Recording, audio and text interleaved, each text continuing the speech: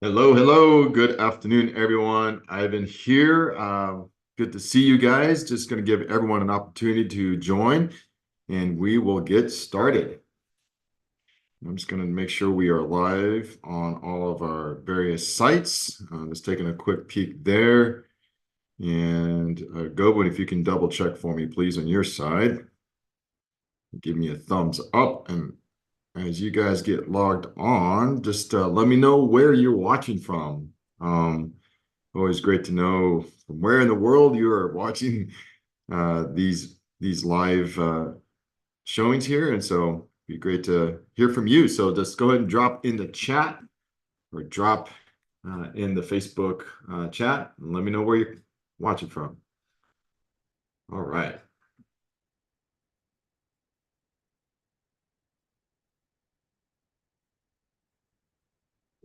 Here.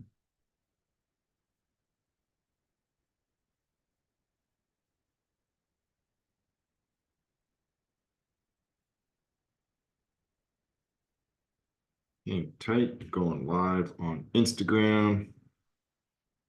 Excellent. We are live there. And one more. Okay. All right. Good afternoon, everyone. Ivan here. Great to see you guys once again coming back to you to talk about apartment operations and tactics and all things asset management. It is what I focus on and what I specialize in.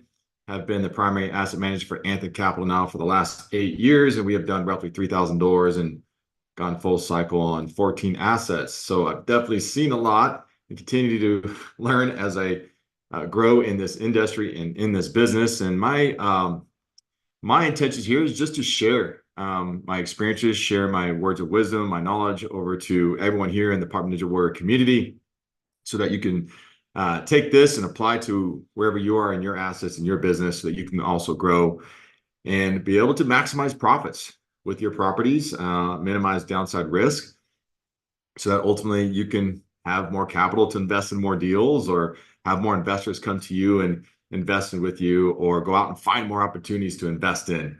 That's what this is about. It's just having an open forum, an open platform, open community for us to be able to share with one another. This is a very crucial time in this industry that we are living in today.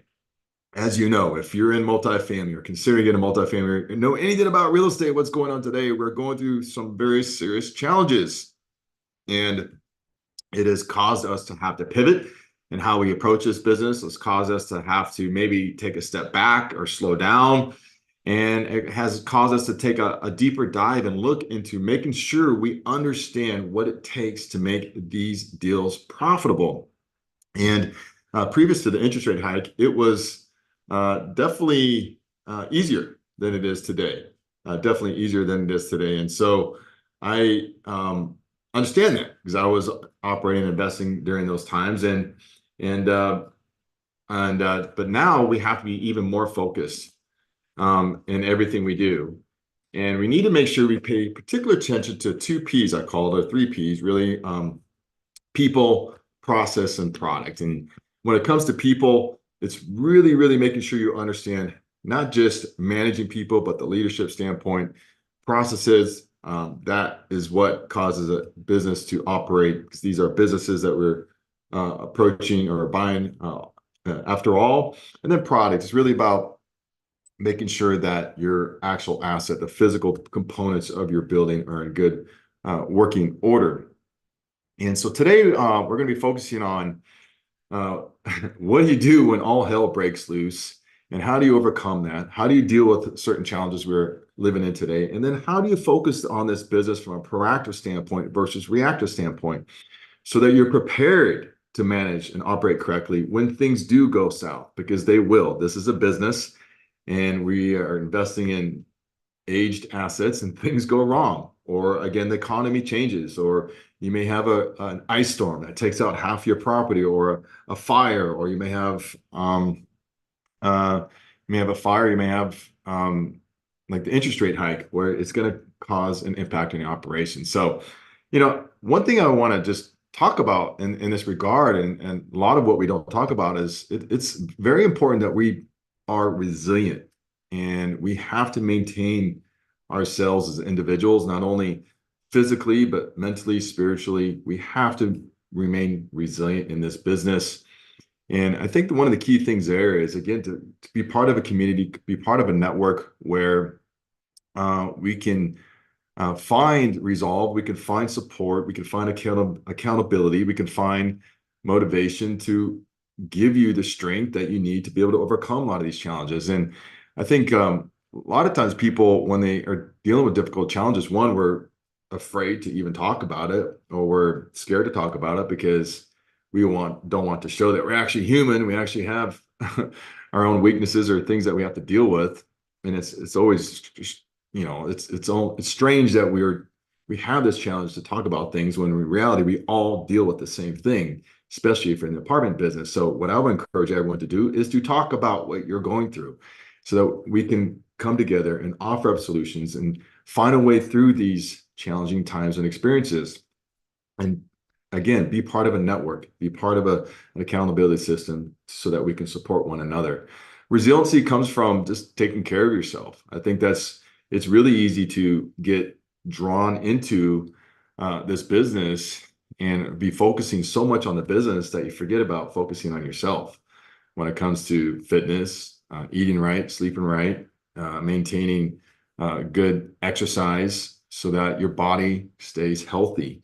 There's a lot of times when you're going to experience stress. And if you don't have the internal structure in a place where you can manage that stress in a healthy way, it's going to come out in some way and it will have a huge impact on your health. And we don't want anyone to get sick or unhealthy or to have to go through some type of physical challenge, let alone the other economic challenges we're going through. So really do make sure, and this is just me speaking to myself, we do need to make sure we keep ourselves healthy and take care of ourselves first. And then there's the whole mental piece to this game. And you're going to go through moments of sheer terror, and you're going to go through moments of uncertainty. You're going to go through moments of where you're scared. You don't know what tomorrow may bring. And you have to keep faith in something. Keep faith in yourself, keep faith in your team, keep faith in your God, keep faith in whatever spiritual strength you find to draw from in life. There's a faith component that is, in my mind, very critical in this business because there are uncertain times that we're going through. And what I found is that at the end of the day, if you're showing up to play ball and doing your best and giving it everything you got and being forthright, transparent, and hardworking, and all the positive attributes that you can apply in one's life, then everything's going to be okay. Everything's going to work out at the end of the day. And maybe sometimes we just have to realize that and accept that. So resiliency is so important. Integrity is so important in times like this, where not only just with people and being forthright and trustworthy, but being just aligned in yourself internally and making sure that there's alignment in you, being honest with yourself and being honest with the situation so that you can look at things in a very correct way and with the right perspective and clarity, which is so key. And then lastly, just teachability. I think just making sure that you don't realize that we don't know everything in this business. No one does. There's always something to learn, especially for me. I'm always learning every day, and we have something to learn from everyone. Everyone has a different approach to this business, a different way to this business, and we always have something to learn. I think it's very important to be teachable in this business so that we continue to grow, continue to improve this business, this industry overall. So, okay, get off my soapbox, but I just wanted to go through that. Resiliency, integrity, and teachability, I believe, is so important in how you can overcome difficult challenges. Now, I want to transition now to some tactical things here when it comes to approaching this business. I have learned over the years it's very, very important to have a proactive mindset, proactive viewpoint, and approach this business versus a reactive. Proactive is where you're looking into the future and you're understanding how the decisions you're making today will impact your operation tomorrow, or occurrences that are occurring at the property. How those occurrences that are occurring today will impact operations tomorrow, versus a reactive where we're looking into the past and we're seeing how the property performed based upon previous decisions. We have to get ahead of our properties. And you can't not be so bogged down in the details of everything, whereas you lose sight of what's going on with your property, and you lose sight of the macroeconomic influences that will impact your operation overall. And if you find that you are so bogged down into your property, into the minutia of everything, which someone on your team has to know, and somehow you need to get the information brought up to you in a way for you to be able to synthesize it, digest it, and use it. But for you to be the one operating at that level, you're going to find yourself not being proactive. You're going to find yourself being reactive because something's going to come up and it's going to give you a left hook. It's going to blindside you, and you're going to lose sight of the big picture. Whereas if you've been able to sit back and look into the future, then you'll be able to predict things better and pivot as needed as you're operating your property. So take a deep analysis and understand uh, if you're being too involved in certain areas or you have the wrong focus, and maybe that problem why you're doing that is because you don't have the right team members. And you really need to go out and find a better team and build a better team, more capable people, or we need to focus on better training or better HR component to your business when it comes to the property management company, that they have a team member acquisition process to really find the right people that can handle all the complexities of this business and do it very well so that you can have, again, a forward-looking lens. And there's a certain process I'm going to go through here in a minute to help you understand how to go about and do that. And so with that, I'm going to bring out some slides and let's just kind of dive into this a little bit. Okay, so I'm going to share these slides right here. And here we go. So again, a big mistake that I see is we are being reactive versus proactive. Proactiveness is understanding how we minimize this term called exposure. Exposure, we need to understand exposure. And what is exposure? It's any operational event that will lead to an economic loss at your property. And if we can understand all those ways that money can be leaked out or money that will prevent money from coming into your property, we'll be able to stay ahead of our operation. And these exposure is caused by these roadblocks. And I use this term roadblocks. So what are these various roadblocks that are happening? Non-paying tenants, delinquency is one of the huge problems, biggest problems we have in this industry is non-paying tenants. Manning shortages and personnel issues, like with the property management team, anytime you don't have enough bodies or the right bodies working in your property, they're not going to perform the tasks that need to be done. And it's going to have a huge impact on overall operations. So you got to be in tune with your manning, be in tune with your leadership, be in tune with your team that are operating your properties. Material shortages. If you don't have material, you don't this product piece, the 3P, the product piece. If you don't have materials, you can't do your rehabs. You can't improve the property. Evictions. Again, as the delinquencies build up, then you have to go through the whole eviction process, and then you have to push all these people out. Not only you have to go through that process, but it's extra stuff that you shouldn't be having to do out of property that bog downs your team, that creates more churn in the process. So we have to be able to understand how to prevent that from a forward-looking perspective. Notice the vacate, non-renewals. I'm going to show you here in a little bit what report I use to be able to understand that. Just overall system inefficiencies, taxes and insurance increases are roadblocks because it has a huge impact into your NOI. And rising interest rate environment, of course, and a huge roadblock because more money is going out of the property as you're paying higher debt service. So great asset leaders, they know how to predict the future and know how to look into the future and understand how these roadblocks are starting to brew and happen and what we can do today to prevent that from happening, especially on the personnel side. I'm always evaluating the strength and health of my team. I'm always like having a conversation with them, interact with them, asking them questions to see where they're at in life, what they're in, how involved they are with the property, what's going on in their anything going on in their personal life. Now, I don't dig into the deep personal matters of anyone's life, but is there anything that I need to be aware of that has an impact on their ability to be able to do work? Do they even enjoy coming to work? Do they even enjoy, or are they even in aligned with the vision that you have with your overall property. You got to be in tune with your staff, and you got to build a good, healthy culture at your property where people are excited to come to work. And yes, you can make this work exciting.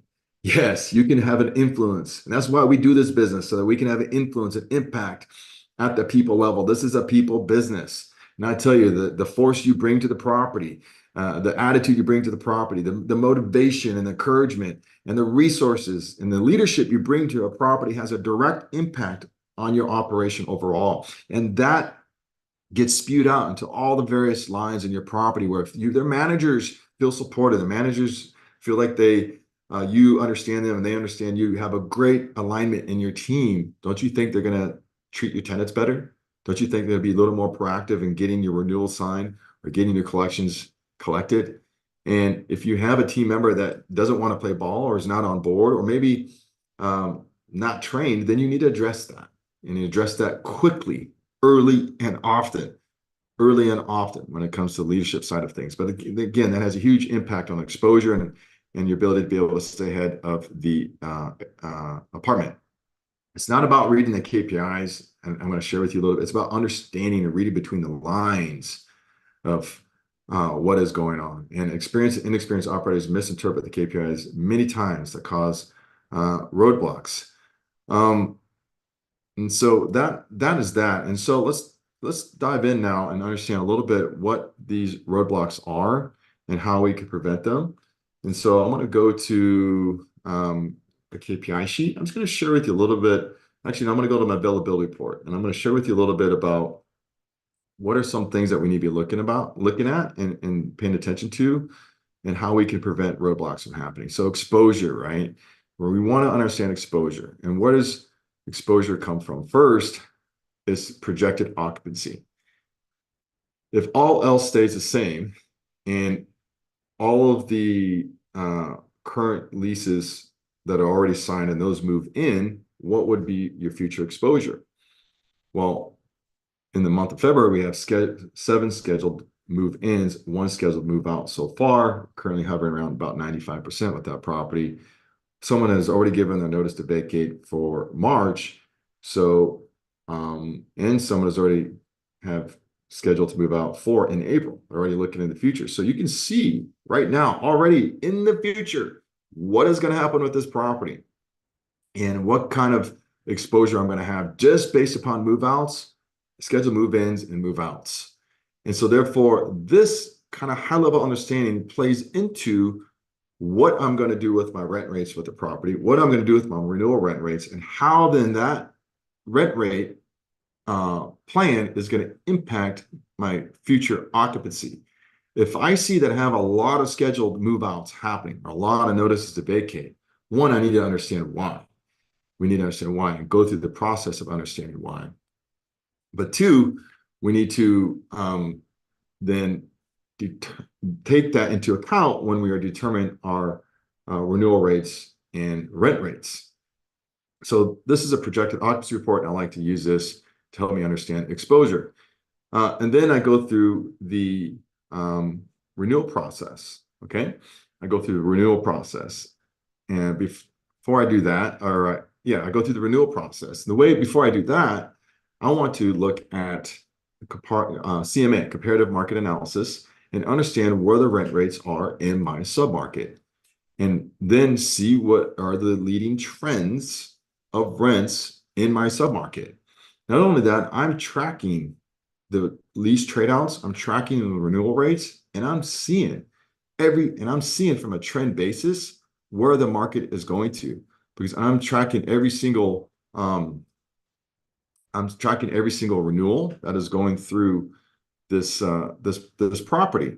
And if I see that renewal rates are decreasing, and if I see that the property is starting to trend down, then that gives me an indication that probably cannot be as aggressive on renewals. And additionally, if I see that my exposure is going to be high, and again, my exposure would be high if my projected occupancy would be, say, down in the mid-80s, then again, I probably don't want to be as aggressive on my renewals or my lease trade-out rent rates. And that's how you can have this forward-looking lens, by just understanding those few components right there. And once I understand where the market is at, then I'll go through and set my rent rates based upon where I know the market is at. This is led by the manager. This is led by their understanding of where the market is at. But I definitely want to weigh in, and I want to be in the middle of this process just so I can keep my thumb to the pulse of where I believe the market is going at. And so what I do is I have my own lease trade out report, and I track every single lease that is signed and what the renewal rent increases are. And again, I shared this on a previous recording. The market is trending down. So when you see year over year rent growth in the decline, I know where the market's trending to. Minus 2.1%, minus 4%, minus 2. Like, we have to lower rents in this submarket in order to keep the property full. That's just where the market is at. It is what it is. And so, but this can help me understand, again, how aggressive I want to be on my renewals. Now, if I see that my projected occupancy is in the mid 90s, though, although my renewals and my lease trade outs are in the decline, maybe I could be a little bit more aggressive on my future renewals, or maybe be a little more aggressive on the lease trade outs because I have a higher physical occupancy. But without looking in the future, you wouldn't know what rent rates exactly to set there. And so one report that I also want to look at is my expired leases report, because it allows me to see how many leases I have coming up, for renew into the summer months. And we've been working hard to push a lot of leases more into the summer months and trying to have no more than about 10% exposure in each month, and a little less than that on the winter months. So we still have some work to do there, but we do have some longer leases or shorter leases as needed to kind of have a bell curve trade out plan where we're peaking out more in the summer. But if I'm looking in the future and I see that I have a lot of leases coming up for renewal, maybe again, I don't want to be as aggressive so I can manage my exposure in this submarket. But once we have those rent rates set, then we advertise those. We put out the renewal notices, and those get sent out to all the tenants, and we wait and see and watch what happens with the reaction, if they're going to renew or not. And where we track that first is I'm looking at the vacant or the availability report. First, I want to understand the notices to vacate. If they don't renew, they're going to put in a notice, and I want to understand the reasons.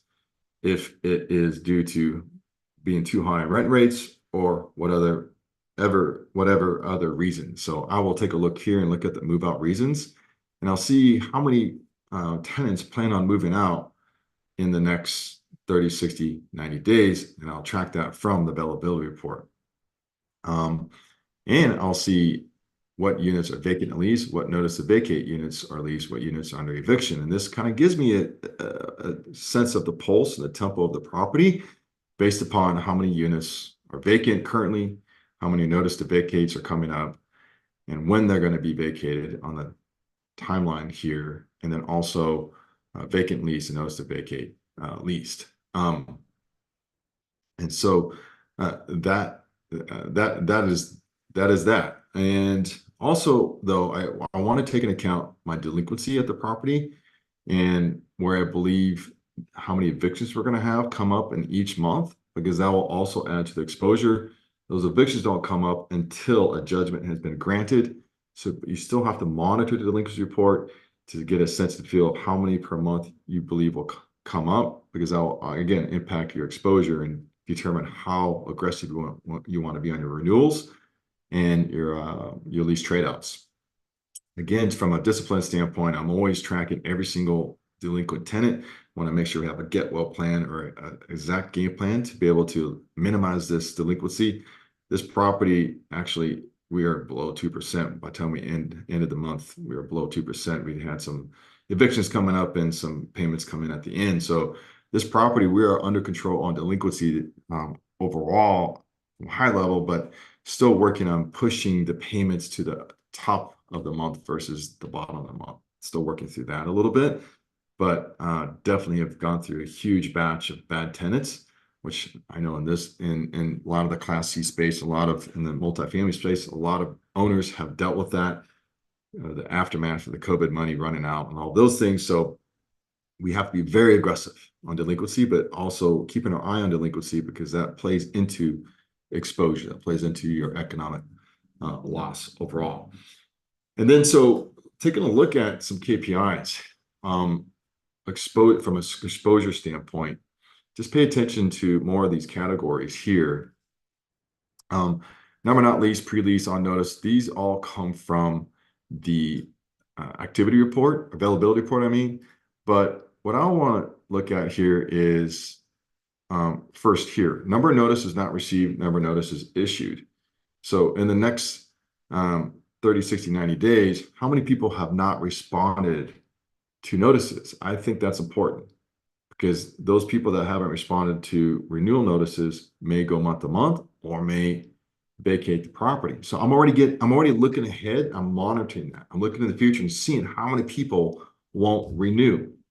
And that'll help me just kind of continue to have my pulse on the property, and making sure I understand how much exposure I'm going to have in the future.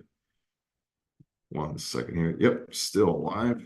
Okay, so that's key there. And then also, how many are on housing assistance? I'm tracking that. How many on housing total? I'm tracking that.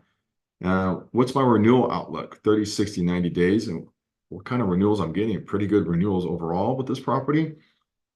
And again, my expiration. From an exposure standpoint, you never want to have month to months. You never want to have open leases or any loose ends. You always want to close the loop when it comes to leasing, and pressing your leasing team to do that.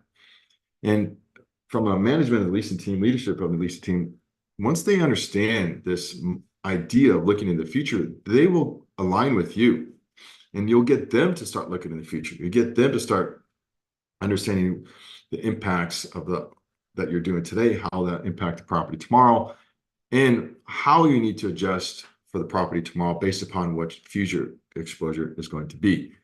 I'm going to go to now here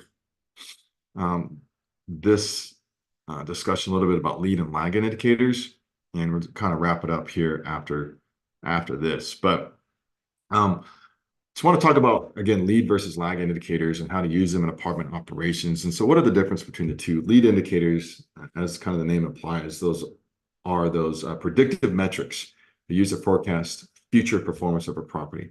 And these are the early warning signs of helping you understand where your property is going.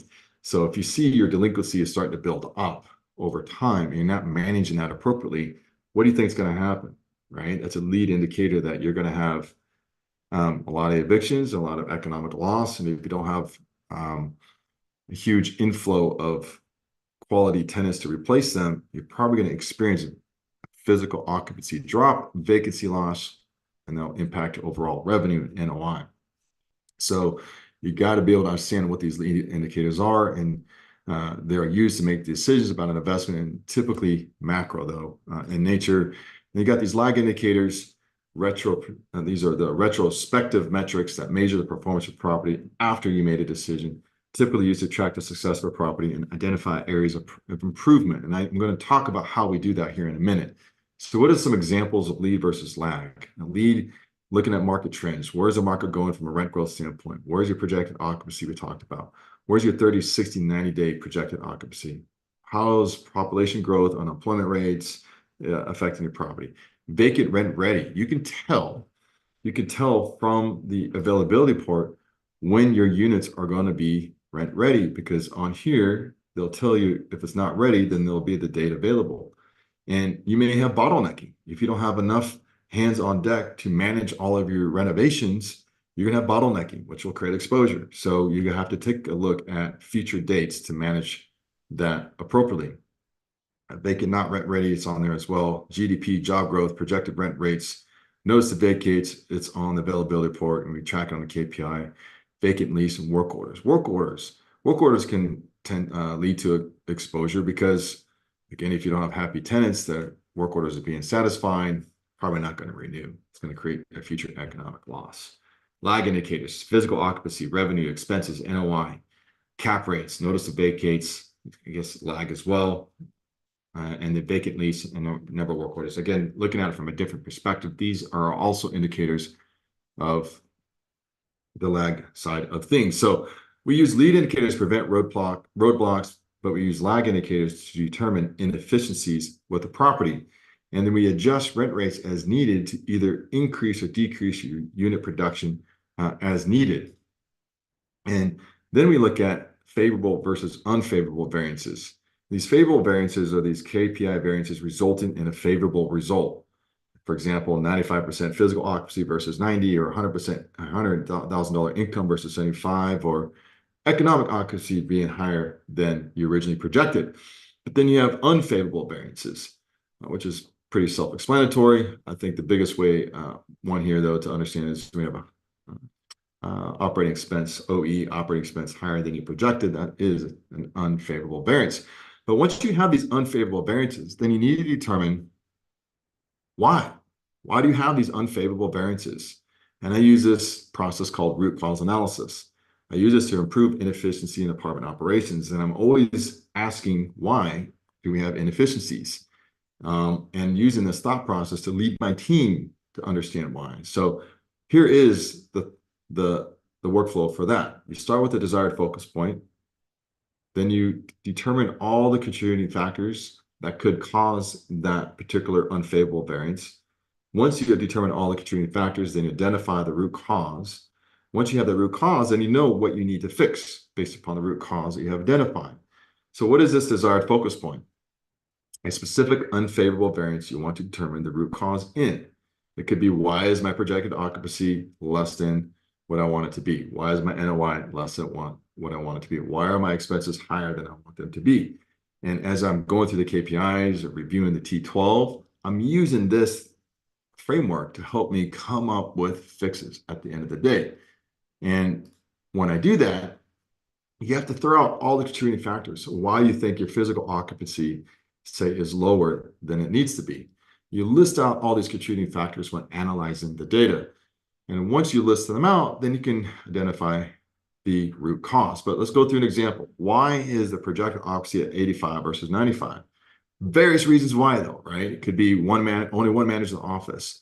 You're exceeding someone's bandwidth or capacity to be able to perform all the tasks, and they're not focused on just leasing. Maybe you don't have interior rehabs available. You don't have any rent-ready product. Maybe there's a material shortage, or maybe there's too many work orders leading to non-renewals, or maybe too many functions that the maintenance team has to oversee that they cannot produce the interior units they need. It could be a lot of different reasons why, and you have to go through each of those contributing factors and understand exactly what's impacting your property. But once you do that, then you can determine the root cause. This root cause is the main contributing factor you're experiencing and why you're getting an unfavorable variance, and your reason to determine the course of action. And typically, you should only have to identify one root cause, and it would be the majority reason why you're experiencing an unfavorable variance, or why your physical occupancy is less than projected. So in this case, we have identified that there was only one manager in the office versus one manager, one leasing agent. And so what do you think the fix is based upon that, right? The fix is to hire more people, hire more staff, ASAP, ASAP, ASAP, ASAP. And maybe you could go even deeper than that. Why didn't we have someone already on the ready bench to replace this person? Why did we get caught behind on the leasing process? Go into the property management company's systems and processes to understand, why didn't you have someone available? And why didn't we know that this person was going to quit, for example? Like, keep going down the line, and maybe you'll see that maybe in the HR department of a property management company, it needs some improvement. And you have identified an even deeper root cause and an even deeper fix that you could put in place to prevent this from happening again, which would then minimize your exposure because you have someone in the office to oversee the entire operation and to keep things moving correctly in the forward direction. And so with this thought process and with this framework, with this mindset, and with your leadership as an asset leader, this is how you can get ahead of a property. This is how you can prevent bad things from happening, like exposure and evictions and delinquency. For the most part, there's always those things that seem to come up still, but still, for the most part, you can get a lot of this reactiveness out of your operation and stay ahead of things. I can't prevent COVID doing this. I can't prevent rising interest rate environment or a massive ice storm that takes out my property, but you can prevent a lot of other things.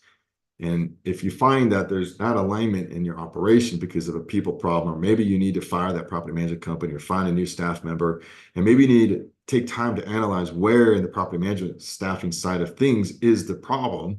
Sometimes it takes a little bit to understand that. It may not be a firing that you need to go through. Maybe it's somewhere in that operation that needs a new person or a better process. And sometimes that takes a little bit of time. But you have to go through that. You have to be thinking through that. And you have to be analyzing, observing those, using the forward-looking mindset here and approach. So that's what I have to offer and share with everyone here today.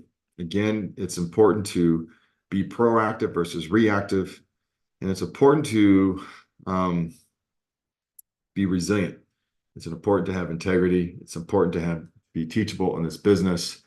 It's important to connect with one another. It's important to stay connected and to hold each other accountable in this business as well. And if you're experiencing any type of challenges in your operation today, or you want to improve your operation overall, or you want to learn more about what it is to be an asset manager, and what it is to how to operate properties, then I would encourage you to get connected with me. I'd love to take a deep dive look into your apartment operation, understand exactly what may be going on and how we can improve your operation, how we can turn things around in certain cases where I've been involved in a lot of scenarios where I was able to help people turn their property around and get it profitable again or moving in the right direction and into a phase of being now profitable and experiencing a positive result versus a negative loss. Maybe you're someone who's curious about investing in apartments and wants to get into this business, and maybe you have a lot of skill sets that you know could be transferable into the apartment industry overall, and you want to come in as an asset manager and learn how to be an asset manager. This is a great way to get started in this business, especially if you are someone that doesn't have a lot of capital to invest with, or someone that maybe wants to earn a little additional income or do this full time as a career. Asset management is a great entry point into the apartment world because it gives you an actual realistic perspective on how to operate these properties. And if you understand this business from an operational standpoint as the foundation, then you will find those deals that you know can change your life overall. You'll find those deals that you know that maybe someone else would pass upon because they didn't have the expertise, the skill set, the knowledge, and how to create a profit in a little more challenging situation. But you would take that deal on because of your expertise in this field. I believe it's the best way to get involved in this business, and how I have approached this business overall since day one. I've always been an asset manager, and I've always been focused on the operational side, but I believe it's made me a better underwriter, better capital raiser, because I can speak from real world truth, and I can speak from a place of confidence, and it positions you well in this business because you're the one actually seeing what it takes to make this business work. And so I encourage you to reach out and get connected with me. I'd love to share my insights with you and help you get started in this business as well. So that's all I have for you today. Thank you everyone for watching. I will be here next Monday, again, every Monday at 12 o'clock Central. Be sharing with you my own words of wisdom, my own knowledge and insights into this business. I'm going to drop my call link into chat now. And Govind, if you can drop the call link there in chat and all the various Facebook, all the various social media channels, I would appreciate that so that people can have my link to get connected with me. And if anyone has any questions right now, I'll open the floor to any questions you may have, and you can go ahead and speak up and ask your question. I see you there, Marina. from Mississippi, Biloxi, Mississippi. Awesome. Good to see you there. Who else? Anyone else? Anyone else have any questions for me? Go and speak up today. Now, I mean, and I'll get those questions answered for you. Okay. All righty. Well, that is all I have.